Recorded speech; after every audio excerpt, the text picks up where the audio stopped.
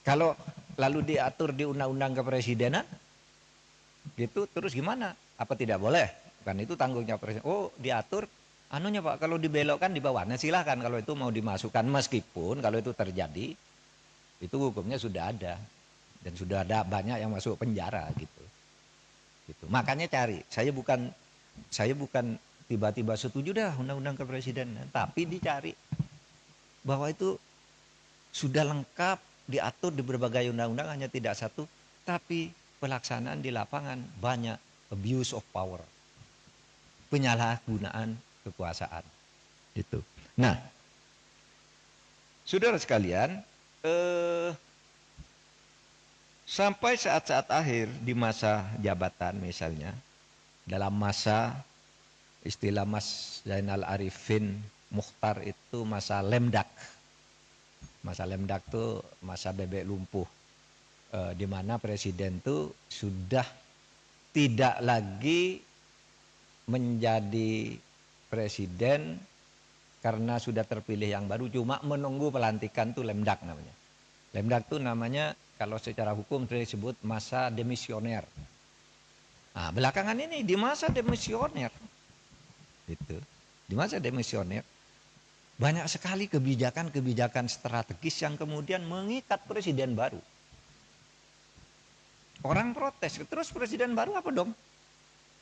Nah ini kalau mau diatur oleh undang-undang kepresidenan boleh juga. Dicoba nanti. Kalau di masa lemdak, begitu presiden baru diumumkan terpilih, tinggal nunggu 3 bulan pelantikan. Apa yang boleh dilakukan oleh presiden lama, apa yang tidak boleh dilakukan. Diatur juga boleh masa-masa itu. Ya. Misalnya tidak boleh membuat keputusan strategis. Kan bisa saja loh, gini loh. Yang kemarin saya bayangkan, kenapa saya itu sesudah pengumuman MK pemilu bahwa Prabowo Gibran menang sebagai orang hukum, saya katakan ya sudah, dia menang, saya mengakui dan saya mengucapkan selamat. Silakan laksanakan tugas ini dengan baik. Legowo. Tetapi sampai dengan pelantikan 20 Oktober, saya terus berteriak. Banyak abuse of power yang dilakukan oleh presiden. Dan yang saya takut itu, ini 20 Oktober kan, ini belum dilantik nih, presidennya udah nunggu di sini. Bisa saja sehari sebelum pelantikan dia mengeluarkan dekret bahwa pemilu yang kemarin saya anggap tidak sah karena saya lalai melaksanakannya. Oleh sebab itu tidak jadi pelantikan presiden, saya perpanjang lagi. Bisa. Saudara akan mengatakan, Pak, dekret kan tidak dikenal di dalam tata hukum. Memang tidak dikenal di mana-mana. Tetapi dalilnya, setiap kekuasaan yang diperoleh dan efektif ditaati, tidak bisa dilawan, itu mengikat. Tahu bukunya Hans Kelsen,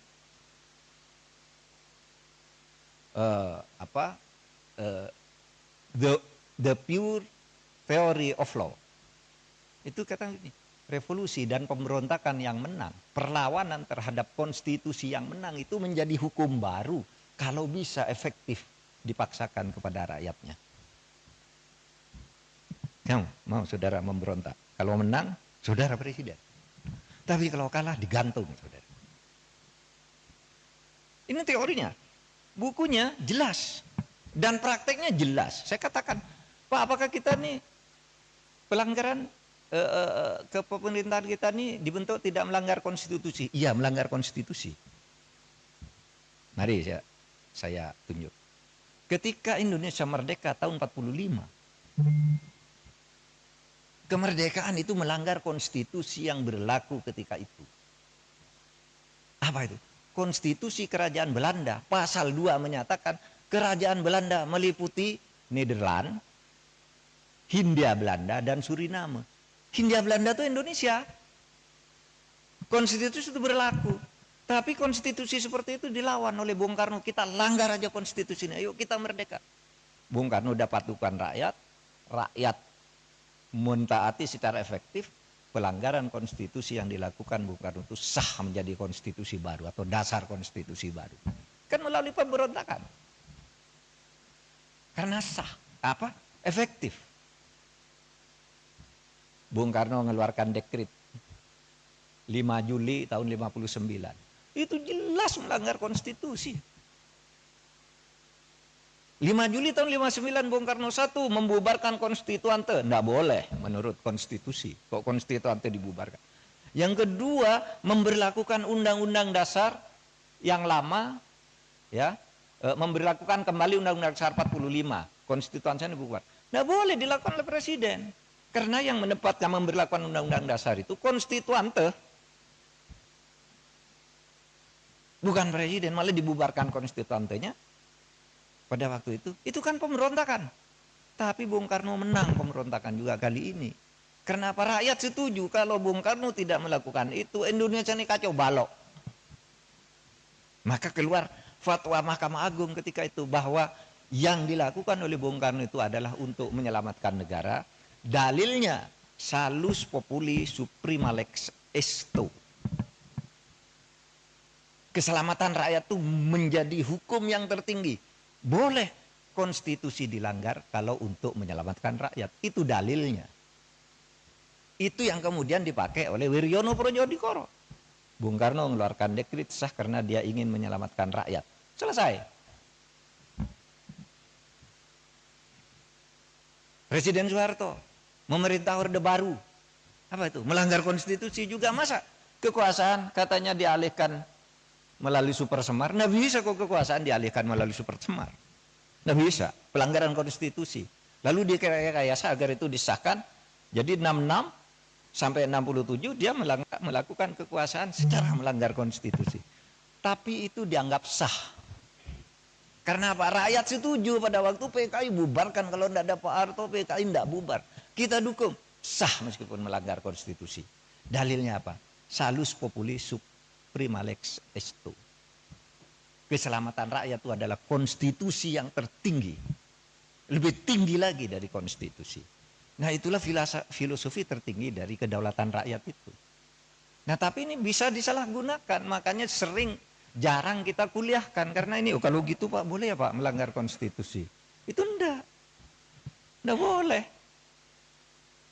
Gitu. Cuma kalau itu terjadi karena keterpaksaan dan tidak ada yang bisa menghalangi. Jadi.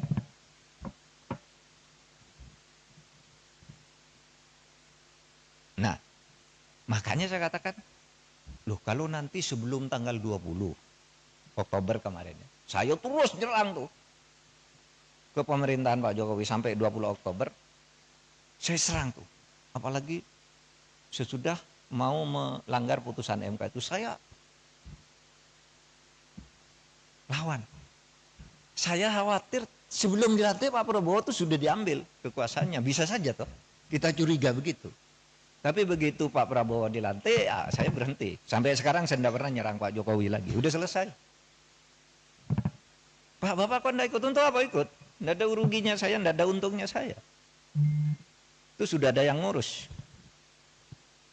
Gitu. Yang penting Pak Prabowo dilantik agar negara ini stabil. Karena ada alasan.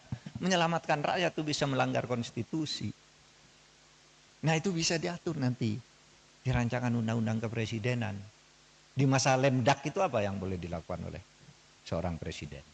Atau sesudah selesai, lalu tiba-tiba terbukti ada kesalahan administratif, ada apa? Diatur juga di sini. Agar tidak dicampur aduk antara masalah ketatanegaraan, masalah pidana, dan masalah administrasi negara.